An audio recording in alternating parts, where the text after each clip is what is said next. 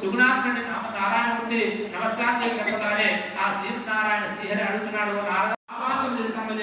అనేక దుఃఖములు ధన్యంతో బాధపడుతున్నారు స్వామి. కావున మరియు ఈ సత్యవ్రతంలో మనసా వాచకంగా ఎవరైతే ఆచరిస్తారో అటువంటి మానవులు సకల పాపం నిలబడి అనేక దేవాలయాలు సందర్శిస్తూ అనేక బ్రాహ్మణులు దాన చేస్తూ ఆ సముద్రంలో పడవలో ప్రయాణం చేస్తున్నారట.